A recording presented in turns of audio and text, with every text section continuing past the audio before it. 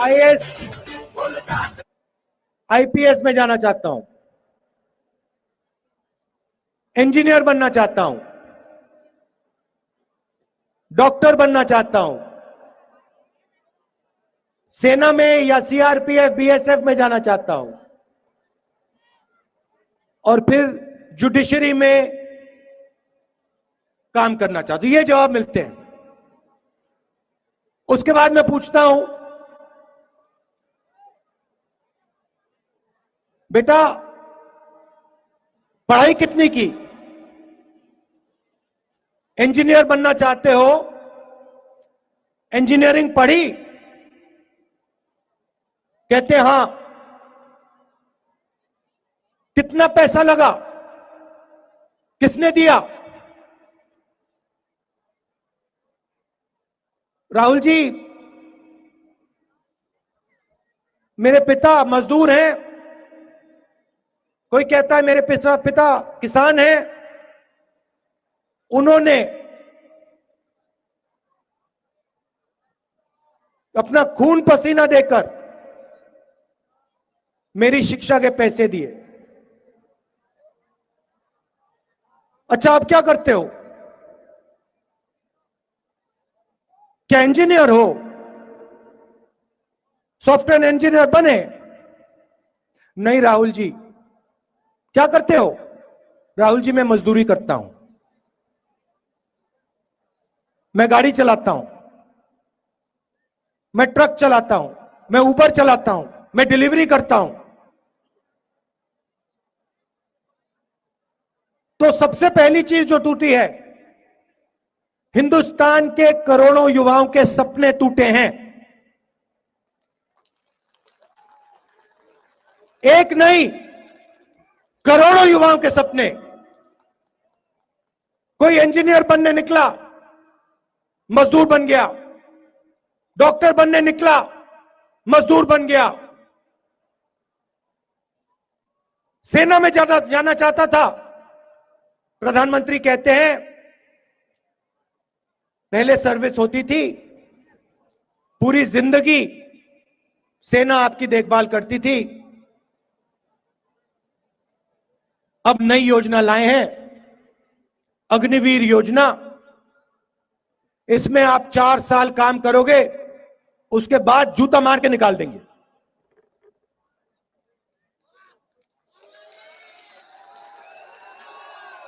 और फिर तुम्हें जो करना है कर लो, रोजगार मिले ना मिले मर जाओ, हमें कोई फर्क नहीं पड़ता। आपको 4 साल मिलेंगे, 4 साल के बाद आपको 1 मिनट नहीं मिलने वाला। अच्छा भाई और बहनों, जो व्यक्ति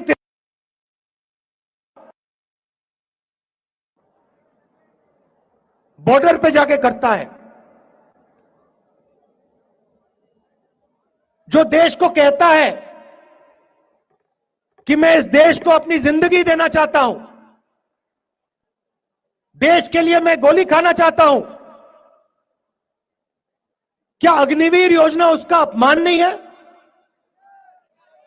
कि आपने उसे कहा हां गोली खाना चाहते हो, हां ठीक है गोली खाओ, मगर हम तुम्हें सिर्फ 4 साल देंगे, 5वां साल नहीं देंगे। अपमान नहीं है क्या?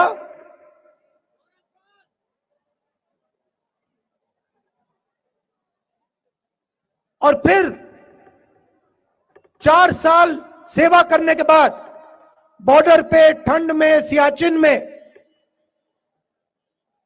समाज में वापस आएगा। जो एक सर्विसमैन को आज हिंदुस्तान के हर गांव में आदर मिलता है,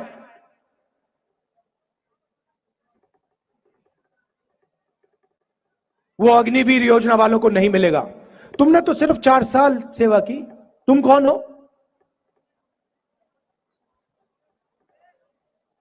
बात वहां नहीं रुकेगी।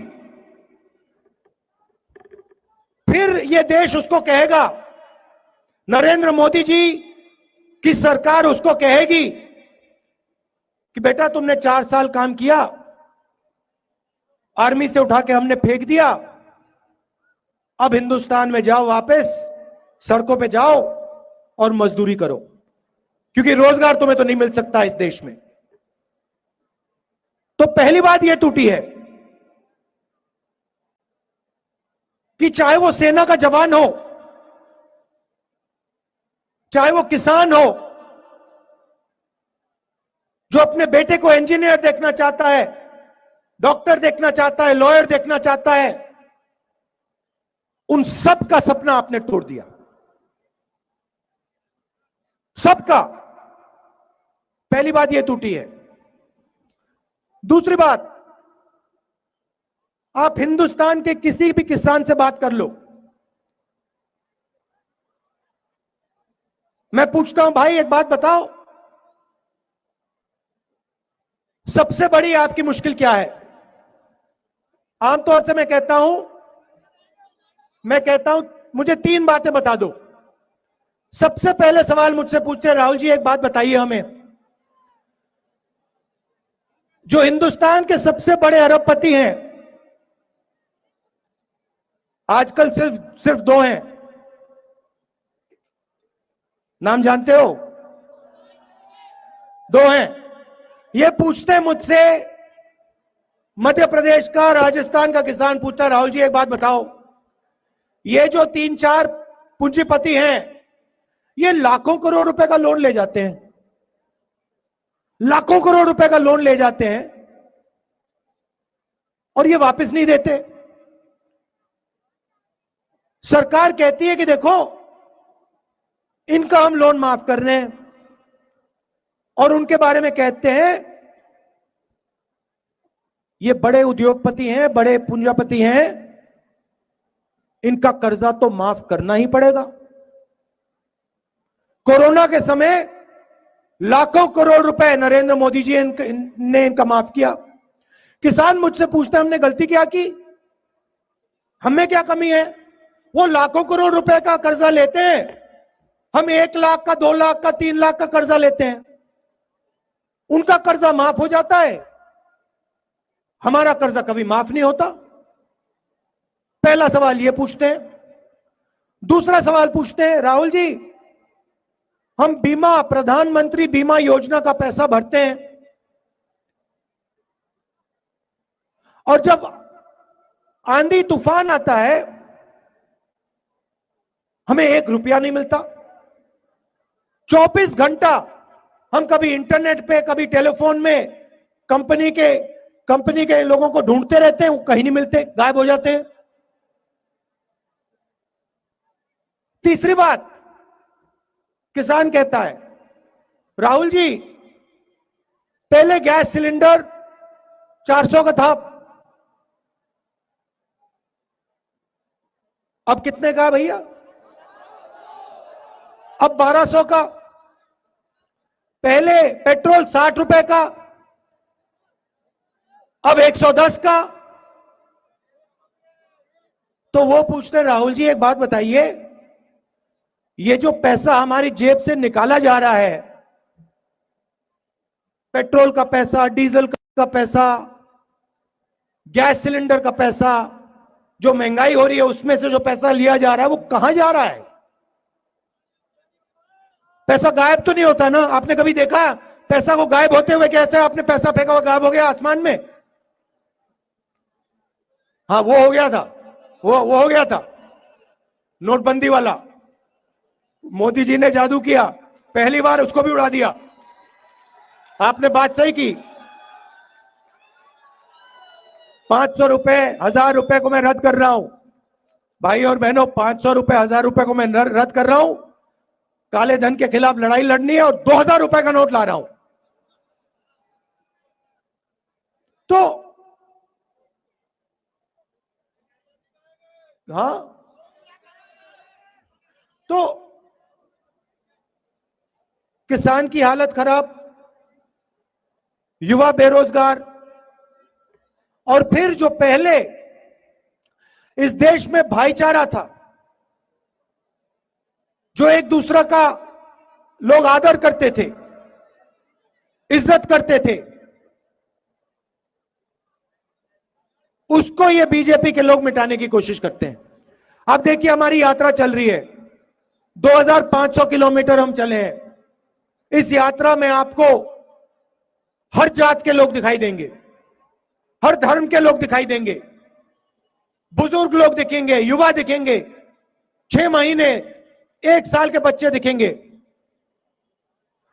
कोई भी इस यात्रा में गिरता है, कभी पुलिस वाला गिर जाता है, कभी महिला गिर जाती है, कभी युवा गिर जाता है, 1 सेकंड में लोग उसको उठा लेते हैं।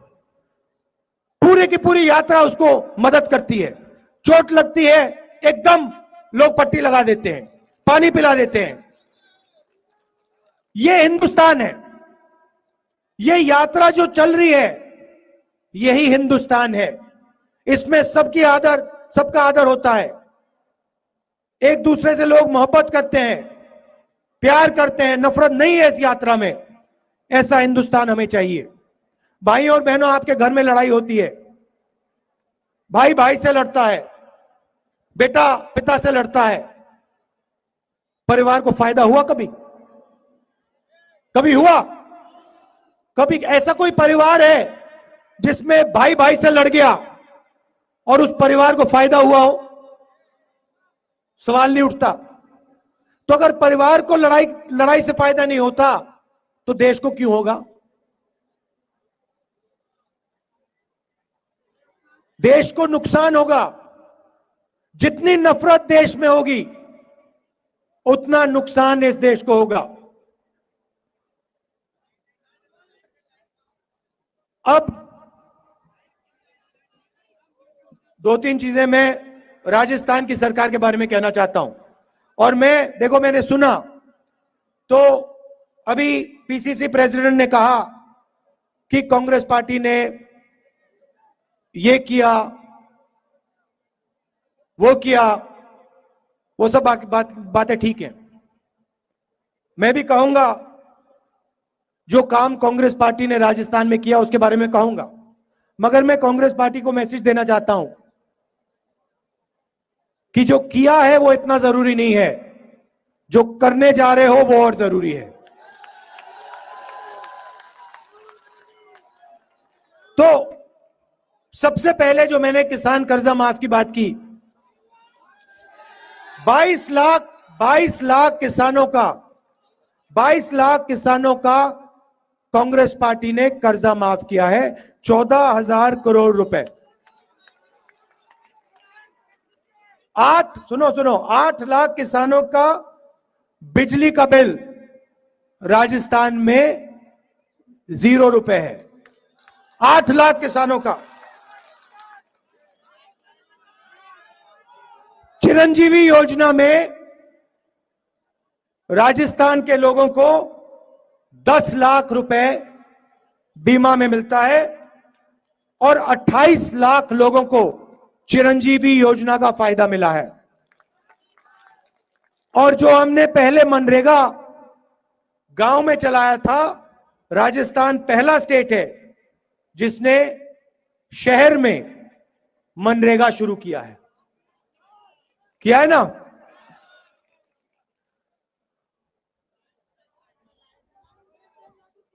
हाँ, मगर देखिए,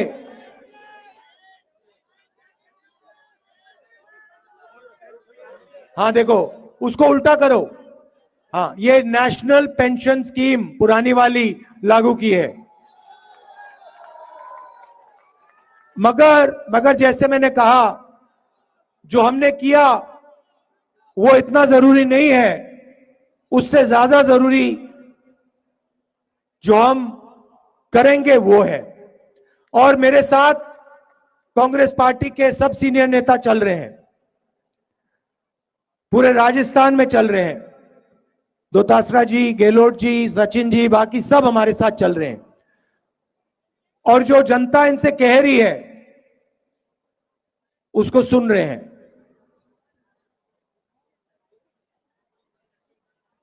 तो मुझ में भरोसा है कि आने वाले समय में जो हमारी सरकार है, जो आपको जनता कह रही है, उस पर आप एक्शन लेंगे। और मैंने भी 2-3 चीजें तो मैंने गहलोत जी को कह दी हैं, मैं आपको बताऊंगा नहीं, मगर दो तीन चीजें मैंने कह दी हैं जो मुझे लगता है जरूरी है। तो अंत में अच्छा, एक और बात है, राजस्थान का कैनाल प्रोजेक्ट जिससे जिससे 13 डिस्ट्रिक्ट्स को पानी मिलता, सिंचाई का पानी, पीने का पानी। स्टेट गवर्नमेंट ने इस प्रोजेक्ट के लिए 9,500 करोड़ रुपए दिए हैं। मजे की बात सुनिए, मजे की बात सुनिए, प्रधानमंत्री ने यहां आकर, राजस्थान आकर 2 बार आश्वासन दिया कि वो इस प्रोजेक्ट को पूरा समर्थन देंगे और इसको नेशनल प्रोजेक्ट बना देंगे। 2 बार उन्होंने कहा। और अब जब स्टेट की सरकार अपना पैसा डाल रही है, 9,500 करोड़ रुपए जब स्टेट की सरकार ने अपना पैसा डाला, तो प्रधानमंत्री और हिंदुस्तान की सरकार प्रोजेक्ट को रोकने की कोशिश कर रही है, आगे जाने नहीं दे रही है। तो मैं उनसे कहना चाहता हूं कि इस प्रोजेक्ट से राजस्थान के 13 डिस्ट्रिक्ट को फायदा होगा। आपने जो वायदा किया था नेशनल प्रोजेक्ट का, उसको आप पूरा कीजिए, और जो स्टेट की सरकार इस प्रोजेक्ट को करने की कोशिश कर रही है, उसमें आप रुकावट मत डालिए। अंत में आपने अपनी पूरी शक्ति, पूरा प्यार दिया। लाखों लोग हमारे साथ चले हैं। आमतौर से 6-7 घंटे चलने के बाद थकान होती है, मगर इस यात्रा में पहली बार 6-7 घंटे चलने के बाद किसी भी कांग्रेस नेता को थकान नहीं हो रही है। आप हमारे चेहरे देखिए, बिल्कुल थकान नहीं है। और ये आपका काम है। आपने हमें इतनी शक्ति दी है, इतना प्यार दिया है कि हमें थकान नहीं हो रही है।